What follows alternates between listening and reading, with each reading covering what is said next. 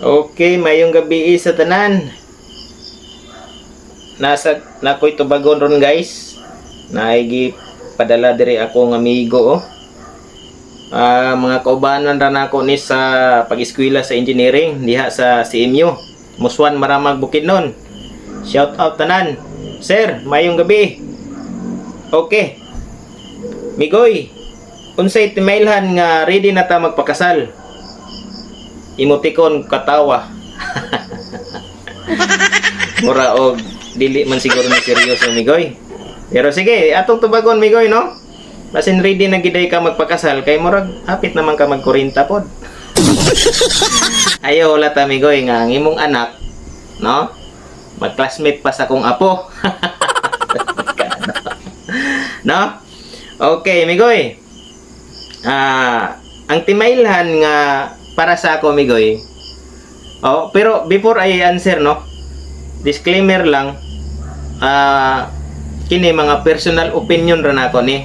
Dili nako intention pod nga mapasakit pod sa uban, no? Basin makasakit nako sa inyo diha. Mga ay mo kabalaka mga personal ra nako ning opinion. Pwede niyo ni awaton pod. Okay. So, Migoy, ako advice mo ha. Ang timailhan nga ready na ka magpakasal, number 1 Migoy, i-secure sa nga nakay uyab, no? Kay 40 anyos na mga karon, medyo halinon, mag-40 naman ka, halinon na kay karon, no? Taas na kay kag market value Migoy. I-secure sana.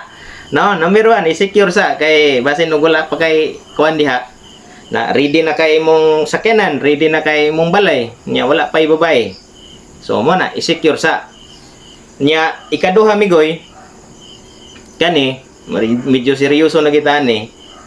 Dapat ready na ka nga mubulag sa imong ginikanan. Kung magminyo ka o magpakasal ka, para sa ako dapat mubukod gid mo. Kay dili garantiya Migoy nga na nakay sakyanan, na nakay balay nga maglahutay ang inyong relasyon, no?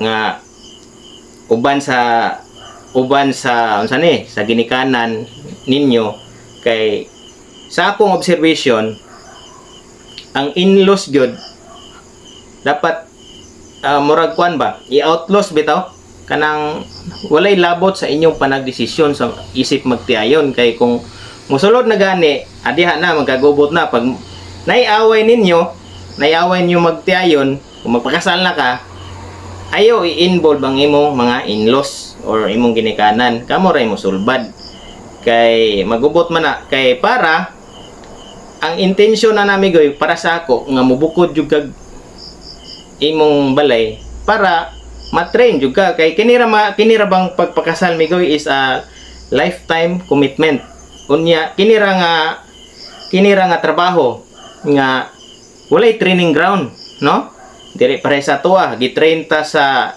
civil engineering nya mo take tag board exam para mahimong engineer so gitrain ta para mahimong engineer kining kaminyon walay training dili garantiya nga daghan ka kwarta nga mulahutay mo dili pod garantiya nga gwapo-gwapa wala dili ni siya garantiya tanan nga mga butang ang imo lang ipanghawakan dia is committed ba ka sa imong partner example na kay makita karon basin na kay nailhan dia nga babae nga sa kadaghan nimo na uyab kaila mo kunimo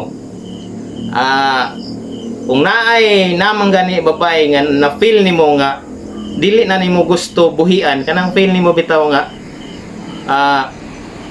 pagmata nimo sa buntag murag kini na gid gusto nako mauban ayaw na buhi ug ayaw na pudungagi kay makagubot man na so mo na to imong hawiran dala sa simbahan magpakasal para sa Holy Eucharist usa ginang kuan kasal no enya inyong pangandoy nga namong gutay pangandoy nga mga isip pamilya nga nang madala nato sa Kristohanon nga pamaagi so mo na it's a lifetime commitment kana migoy so ang akong balikon migoy ang kanang ready na ta magpakasal dili na siya kay na ready na ka kay na nakay kwarta or na kay o sana daghan na kay na kay mga sakinan o daghan na kay property. Kuha na siya migoy. It's a feeling. Dili na mo involved og material nga mga butang, no? Kay ang mga material nga butang i-segregate gina nimo. Segregate, i-separate ba? Segregate naman yun. So, wala siya.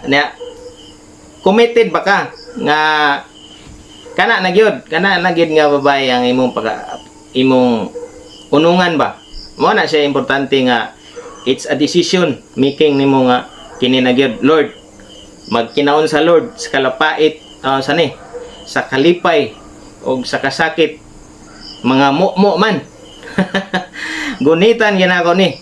Dalon ginako ni sa imong atubangan. Yana pir kanindot ana migoy.